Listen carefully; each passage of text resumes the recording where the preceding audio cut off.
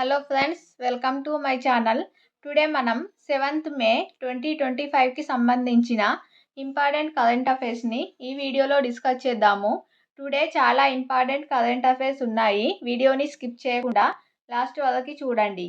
అలాగే మా ఛానల్ని కనుక ఫస్ట్ టైం చూస్తున్న వాళ్ళు ఉంటే లైక్ చేసి సబ్స్క్రైబ్ చేసుకోండి. డైలీ కరెంట్ అఫైర్స్కి సంబంధించిన వీడియోస్ అప్లోడ్ చేయడం జరుగుతుంది. సో సబ్స్క్రైబ్ చేసుకొని చూడండి. వీడియోస్ మిస్ అవ్వకుండా చూడవచ్చు. మీకు కాంపిటేటివ్ ఎగ్జామ్స్లలో చాలా బాగా ఉపయోగపడతాయి. Today first topic operation Sindoor. Pakistan అలాగే పాక్ ఆక్రమిత కాశ్మీర్ POKలోని ఉగ్రవాద శిబిరాలే లక్ష్యంగా భారతదేశం నిన్న మంగళవారం అర్ధరాత్రి దాటాక ఆపరేషన్ సింధూర్ పేరుతో విరుచుకుపడింది. మొత్తం 9 స్థావరాలపై దాడి చేసినట్లు వెల్లడించింది. ఇది భారతదేశంపై పాకిస్తాన్ ఉగ్రదాడి నేపథ్యంలో భారతదేశం దానికి బదులుగా ఆపరేషన్ సింధూర్ను చేపట్టింది. ఇది చాలా ఇంపార్టెంట్. ఆపరేషన్ సింధూర్ అనేది దేనికి సంబంధించింది అని క్వశ్చన్ అడగడానికి అవకాశం ఉంటుంది. కంపల్సరీ క్వశ్చన్ ఇది. అప్పుడు పాకిస్తాన్ అలాగే పాక్ ఆక్రమిత కాశ్మీర్లో ఉగ్రదాడి నేపథ్యంలో భారతదేశంపై జమ్మూ కాశ్మీర్లోని పహల్గామ్లో ఉగ్రదాడి నేపథ్యంలో పాకిస్తాన్లో అలాగే పాక్ ఆక్రమిత కాశ్మీర్లో భారత్ చేపట్టిన ప్రతిచర్యనే ఆపరేషన్ సింధూర్ అని గుర్తుంచుకోండి. అలాగే నెక్స్ట్ టాపిక్ చూసినట్లయితే May 7th today May 7th day importance వచ్చేసి BRO వ్యవస్థాపక దినోత్సవం. BRO అంటే full form border roads organization. దీని స్థాపనకు గుర్తుగా ఏటా మన దేశంలో మే 7th BRO రైజింగ్ డేగా నిర్వహిస్తారు. ఈ డే యొక్క నినాదం వచ్చేసి శ్రమేణ సర్వం సాధ్యం. కష్టపడి పనిచేస్తే దేన్నైనా సాధించవచ్చు అనేది ఈ డే యొక్క నినాదం. దీని గురించి కనుక చూసినట్లయితే దేశంలోని ఉత్తర ఈశాన్య సరిహద్దు ప్రాంతాల్లో రోడ్ల నెట్వర్క్ను వేగంగా అభివృద్ధి చేయాలనే ఉద్దేశంతో నాటి జవహర్లాల్ నెహ్రూ ప్రభుత్వం 1960 మే 7th బార్డర్ రోడ్ ఆర్గనైజేషన్ను ఏర్పాటు చేసింది. అప్పటి నుంచి ప్రతి ఏటా కూడా ఈ మే 7th బార్డర్ రోడ్ ఆర్గనైజేషన్ వ్యవస్థాపక దినోత్సవంగా నిర్వహించడం జరుగుతుంది. అలాగే ఈ బార్డర్ రోడ్ ఆర్గనైజేషన్ అనేది రక్షణ మంత్రిత్వ శాఖ ఆధ్వర్యంలో పనిచేస్తుంది. దీనికి ప్రస్తుత లెఫ్టినెంట్ జనరల్గా రఘు శ్రీనివాస్ ఉన్నారు. రఘు శ్రీనివాస్ 2023 నుండి లెఫ్టినెంట్ జనరల్గా వ్యవహరిస్తున్నారు. అలాగే BRO బార్డర్ రోడ్ ఆర్గనైజేషన్ నిర్మించిన కొన్ని ముఖ్య ప్రాజెక్టులు కనుక చూసినట్లయితే ఉమ్లిగ్లా ప్రాజెక్ట్ అనేది ప్రపంచంలోనే అత్యంత ఎత్తైన హైవేగా గుర్తింపు పొందింది. ప్రపంచంలోనే అత్యంత ఎత్తైన హైవే ఏంటి అంటే ఉమ్లిగ్లా. ఇది 19,024 అడుగుల ఎత్తులో తూర్పు లద్దాఖ్లో ఉంది. అలాగే నెక్స్ట్ చూసినట్లయితే అటల్ సొరంగం ప్రపంచంలోనే అతి పొడవైన 9.02 కిలోమీటర్లు ఎత్తు 3,100 మీటర్ల అడుగుల ఎత్తులో ఈ అతిపెద్ద సొరంగంని ఏర్పాటు చేసింది ఈ ఆర్గనైజేషన్. అలాగే సేలా సొరంగం ఇది సముద్ర మట్టానికి 13,000 అడుగుల ఎత్తులో ఉంది. ఇవి ముఖ్యమైన ప్రాజెక్టులు. నెక్స్ట్ ఇంపార్టెంట్ టాపిక్ కనుక చూసినట్లయితే పులిట్జర్ పురస్కారం. పాత్రికేయ రంగంలో అత్యంత ప్రతిష్టాత్మకంగా భావించే పులిట్జర్ పురస్కారాలను 2025 మే 5th ప్రకటించారు. న్యూయార్క్ టైమ్స్కు 4 అలాగే న్యూయార్కర్కు 3 పురస్కారాలు లభించాయి. ఈ పులిట్జర్ పురస్కారం అనేది ఈ ProPublica అనే ప్రతిష్టాత్మక పబ్లిక్ సర్వీస్ మెడల్కు వరుసగా రెండవసారి ఈ అవార్డు దక్కింది. పెర్సివల్ ఎవరెట్ రచించిన జేమ్స్ పుస్తకానికి ప్రకటించడం జరిగింది. అలాగే నెక్స్ట్ టాపిక్ చూసినట్లయితే భారత్ బ్రిటన్ మధ్య స్వేచ్ఛా వాణిజ్య ఒప్పందం. భారత్ అలాగే బ్రిటన్ మైలురాయి లాంటి వాణిజ్య ఒప్పందాన్ని కుదుర్చుకున్నాయి.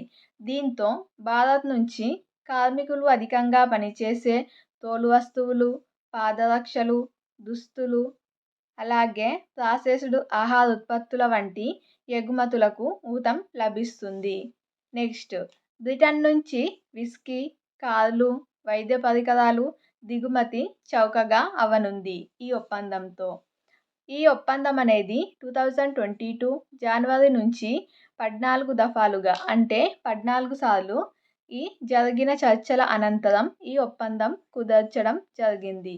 దీంతో స్వేచ్ఛా వాణిజ్య ఒప్పందం FTA కారణంగా ద్వైపాక్షిక వాణిజ్యం 2030 కల్లా $120 బిలియన్ చేరవచ్చని అంచనా.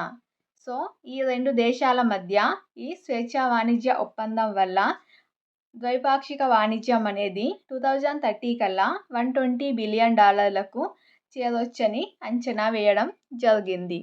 భారత్ ప్రపంచంలో 5వ అతిపెద్ద ఆర్థిక వ్యవస్థగా ఉంది.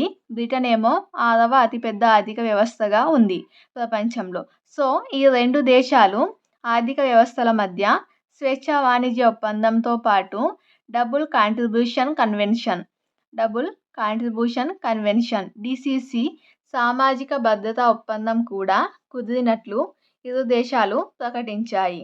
భారత్ అలాగే బ్రిటన్ దేశాల మధ్య స్వేచ్ఛా వాణిజ్య ఒప్పందంతో పాటు DCC డబుల్ కాంట్రిబ్యూషన్ కన్వెన్షన్ అనే సామాజిక భద్రతా ఒప్పందం కూడా కుదిరినట్లు ఈ దేశాలు తెలపడం జరిగింది. సో మన దేశ ప్రధాని వచ్చేసి నరేంద్ర మోడీ, అలాగే బ్రిటన్ ప్రధాని వచ్చేసి కీర్ స్టార్మర్. అలాగే నెక్స్ట్ టాపిక్ చూద్దాం. భారత వృద్ధి 6.3% అని తెలపడం జరిగింది. ఏ సంస్థనో చూద్దాం. ఈ ఏడాదిలో భారత GDP వృద్ధి అంచనాలను 6.5% నుంచి 6.3%కి మూడీస్ రేటింగ్స్ తగ్గించింది. భారత్ పాక్ మధ్య ఉద్రిక్తతల కారణంగా భారత వృద్ధిపై ప్రభావం చూపుతుందని మూడీస్ సంస్థ తెలిపింది. 2026 వృద్ధి అంచనాలను 6.5%గా కొనసాగించింది. అలాగే నెక్స్ట్ చాలా ఇంపార్టెంట్, ఇది మానవాభివృద్ధిలో భారత్ పురోగతి. దీనిని మానవాభివృద్ధి సూచిక హ్యూమన్ డెవలప్మెంట్ ఇండెక్స్ అంటాము. దీనిని ఐక్యరాజ్య సమితి ఐరాస అభివృద్ధి కార్యక్రమం UNDP విడుదల చేస్తుంది. దీంట్లో మొత్తం దేశాలు వచ్చేసి 193 ఉంటాయి. అందులో మన భారతదేశం స్థానం వచ్చేసి 130. 2022లో 133వ స్థానంలో ఉన్న భారతదేశం ఈ 2023 నివేదికలో 130 స్థానానికి ఎగబాకింది. 3 స్థానాలు ఎగబాకి 130 స్థానంలో నిలిచింది. అంటే ఈ సూచీలో భారత్ పురోగతి సాధించింది అని నివేదిక తెలపడం జరిగింది.